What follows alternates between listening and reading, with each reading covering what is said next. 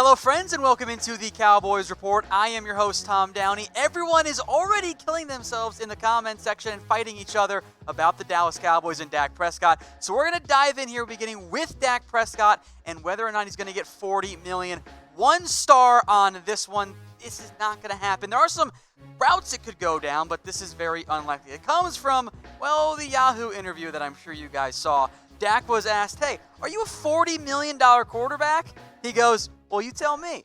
Very clever non-answer by Dak Prescott. I give him credit because what's he going to say? No, I'm worth 30? It just gives up your leverage there. He's not. Look, in the end, I don't believe Dak Prescott gets $40 million. I would not give Dak Prescott $40 million. That's too much money. And the number's not going to be 40 if A, the deal isn't super crazy long. If it somehow gets to like $8 million or 8 years or something, well, then maybe it does become 40 because it's such a long-term deal.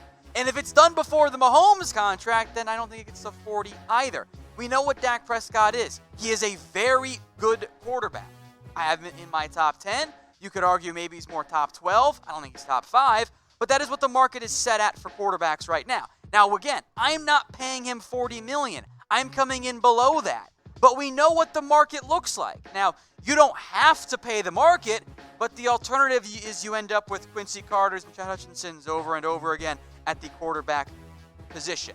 I don't really want to make him the highest paid quarterback either. But I also know if I don't get a deal done and I let Mahomes and Watson, that 36, that 37, whatever that it was going to be or could have been, well, now it's gone up even higher because the salary cap goes up each and every single year. I'd much prefer 34. I'd much prefer 35.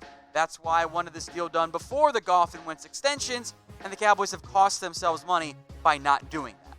So your votes are already flowing in. How much do you think Dak Prescott will get paid? For those of you saying not a dime over 30, okay, you don't have a quarterback anymore. For those of you saying over 40, I'm actually very surprised, and I think you're kind of crazy. I think the truth is somewhere in the middle. Does it come in around 35? I think it does. And in the end, I don't think the per year details are the issue. I think it's more of the final details, the how long is this deal? How is it structured? All of those types of things. So I'll make this the pinned comment of this video. You can cast your votes right there as to how much you think Dak Prescott will get paid. This is a very quick popular rumor here. Trading up in the NFL draft. Are the Cowboys planning on doing that? 1 star here. It is possible, but we hear this same story every single year, that Jerry Jones wants to make a splash in the NFL draft. Every single offseason, that crops up. This one comes from Pro Football Network, who was told Jerry wants to make a splash. That was the report from Tony Pauline, and that therefore means that he thinks Jerry wants to trade up. He said they've been scouting their Ohio State players, and, well, Chase Young's not going to happen. He mentions Jeffrey Okudah as the target. That would be awesome. I have a tough time seeing Okudah actually ending up getting into a spot where you would be willing and or able to actually trade up. So it's 1 star because it certainly could happen. There is a possibility of it, but the Cowboys right now, that's not the route they're pursuing. They're focused on, getting their quarterback paid and their receivers and all those free agents set up. Then they'll figure out the draft after that. And this always pops up that, Jerry wants to make a splash. Remember when the draft was in Dallas? Everyone's like, Jerry's going to trade up. He's going to make a splash. He's hosting the draft. This didn't happen. In fact, the last time the Cowboys moved up in a draft day trade was 2012. It's been a little while. Now, as for Jeffrey Okudah, the one that the player who was mentioned, I like that idea. He's the number 1 corner in this year's draft class. And if you lose Byron Jones, boy. You need a corner pretty badly, and I would love to get Okudah on this team. The problem is it's kind of expensive to trade up. You're not going to be able to get in the top 5 because those teams are moving up for quarterbacks.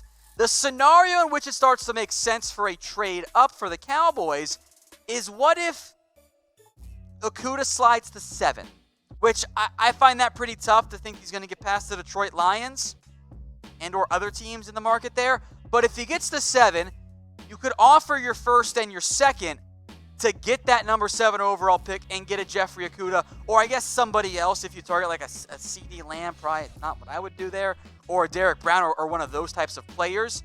So would you do this?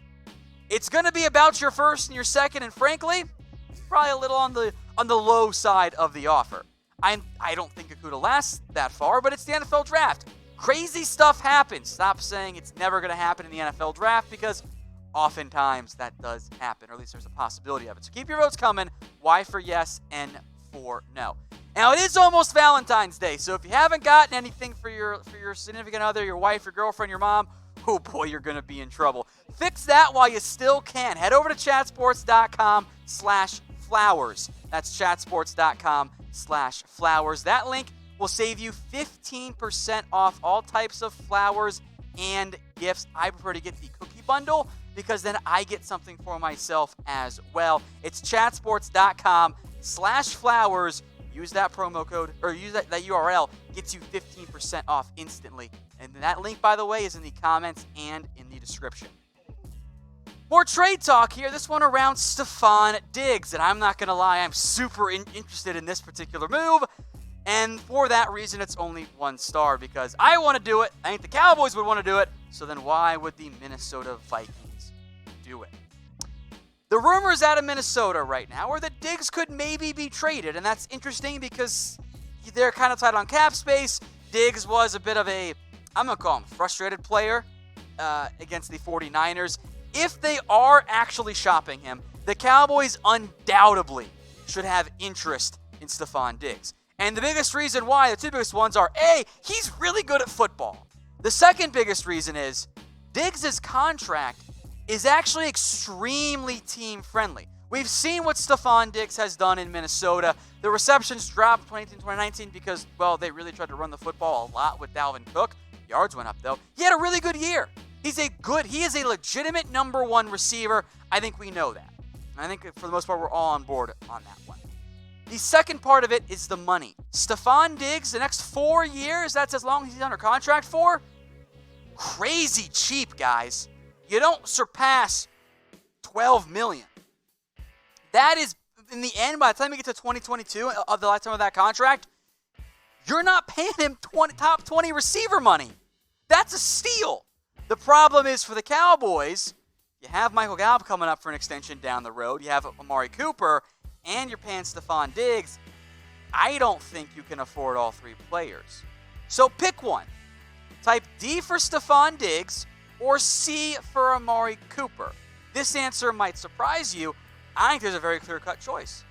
I'm taking Stefon Diggs. Once you factor in the contract, it's a no-brainer. They're both really good receivers. I'm not hating on Amari Cooper here.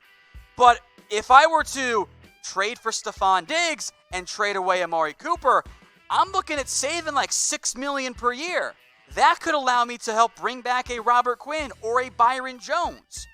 The issue is the cost of a trade for Stefon Diggs. And I think you guys might be surprised by my take here. I would be willing to trade Amari Cooper and a premium pick for Stefon Diggs, provided that it does allow me to retain someone like a Byron Jones, which I think it would with that extra $6 million, and the Cowboys decide to finally, value Byron Jones the way they're supposed to. I've got Diggs locked up. He's cheaper. They're both great receivers. I'd want to keep my first rounder. I don't know if Minnesota says yes to that, but if I'm the Cowboys, all of a sudden, I'm saving money at receiver. I've got him locked in for long term, and I think at worst, isn't it a neutral move? And with the money saved in, that makes it an upgrade if it's not already one. Let's talk draft then. AJ Epenesa, could he come to the Dallas Cowboys? We haven't really talked about Epenesa before on the show, but we verbally mentioned him a few times. I think there were some Q&As on him. I'm going to give it 2 stars. The Athletic put out their latest mock draft. They had Epenesa going to the Cowboys in the first round. I like this idea.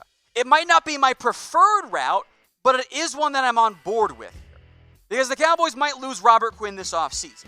Now, Epenesa, when you scout him, he is not the same caliber of athlete that Robert Quinn is. And that's okay, because if he was, he's not going to be on the board at number 17 overall. That's the nature of how the NFL draft tends to work out. But he's had 2 productive years at Iowa, bit of a slow start this year, and a better finish in the 2019 season. You have the need at defensive end. You have DeMarcus Lawrence, and frankly, I don't trust anybody else right now if you don't retain Robert Quinn. Kerry Hyder, maybe he comes back. Dorrance Armstrong, he hasn't done anything. Jalen Jelks, you're not going to bank on him or Joe Jackson. That's not a great group at that point. So Epenesa and other edges I do think make sense. Of course, if you're able to re-sign Robert Quinn, well, then it all works out in the end, and you're probably not taking Epenesa at number 17. Now, you have to pay to get the Athletics Draft coverage. Not here, though, at Chat Sports and on the Cowboys Report. So hit that big red button. Somebody said Billy D says 50K subs by the end of the stream. We'll get to 50K. I don't know if we're going to do it today because that's still well over 1,000, but we will get there. And all of our coverage is going to be free. So hit that big red button and subscribe today. We have subscriptions here at the Cowboys Report for the low price of $0 forever. All right, next up is the Cowboys, going to move on from Jason Witten. I'm going to bump this one up to 3 stars, actually. I am more and more convinced that the Cowboys' game plan here is to not retain Jason Witten. I've already been wrong because I thought they were going to make him into a coach, and that did not end up happening. Witten was under the impression, and he said this too, that he thought he was going to make a quick decision. That clearly did not happen. So why didn't that decision happen quickly? Well, this is the growing buzz, and what I've heard and what I think makes a lot of sense. Jason Witten thought the Cowboys were going to give him a nice coaching role, or they were going to bring him back and put him in a similar role. The Cowboys, I don't think, have much interest in doing that. Now, if Witten wants to change his mind and wants to take a very small veteran backup role, I think that changes things. But I don't think that's what Witten's looking for right now. He wants to compete. He wants to be on the field. Remember when the Cowboys lied to you and said that Jason Witten was going to play 25 snaps per game? I remember that. They gave him double. And they should not have been giving him double the amount of snaps of Blake Jarwin and giving him 50 snaps a game. It's not the right route there. In reality, even though Witten is a surefire Hall of Famer, probably a first ballot one, at least in my book, one of the greatest tight ends to play the game, he ain't that guy anymore. I see a lot of pleases in the comment section to not bring him back, and I understand it. He is a progress blocker. That's what he became. I mean, is he one of the top 50 tight ends in the NFL? Yes, he is. That should not be your baseline for giving a player 50 snaps a game. You have to see what you have in Blake Jarwin. You have to, or maybe you go draft somebody or sign somebody else. But Witten, if he still wants to be I'm going to play a bunch each game and I'm going to be slow and I'm going to run my Y option, not be a seam stretcher or make plays after the catch, the answer is simple. You have to let him walk. So you guys cast your vote here. I see a lot of free Jarwins too, which warms my heart. K for keep or W for let walk. I love Witten, always will. I'm trying to win games in 2020. I don't think Witten really helps me do that, and he's a progress blocker. So I love him, but W is my vote. Got a deal for you guys here, 25% off all types of Cowboys hoodies. Now, we offered you this little deal a little bit earlier this week, and supplies are getting a little bit smaller, so there are still some left, but you got to kind of move quickly here. It's chatsports.com/Cowboys hoodie. That is chatsports.com/Cowboys hoodie. All types of styles. Sweatshirts are also on sale. You'll find them on that link as well. 25% off. Check the comments. Check the description. I've got that link in there for you guys. All right, speaking of goners, what about Maliek Collins? Is he going to be gone from the Dallas Cowboys? 3 stars on this one. That's what the Dallas Morning News says. They're right about that part.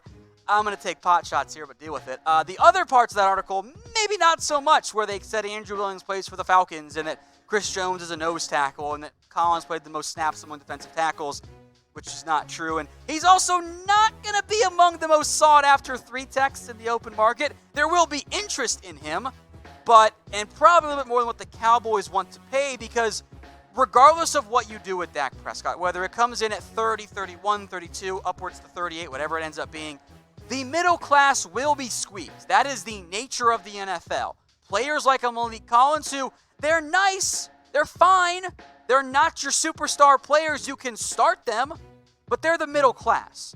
They're the ones who end up getting squeezed. I see someone saying re-sign Collins at the minimum. He's not going to get the minimum. He'll get more from somebody else out there. So for the Cowboys, look, he never broke out the way I thought he was going to. You have big-time needs at defensive tackle in other spots. In the end, I don't think Collins will be on the roster for the Cowboys in 2020. Hey, Cowboys fans, thanks for watching the Cowboys Report. If you haven't already, click right here to subscribe to our channel for all the best Cowboys coverage on the internet. That's news, rumors, highlights, mailbags, film studies, and a whole lot more. And I'm making your lives a little bit easier as well with the next Cowboys Report video right here.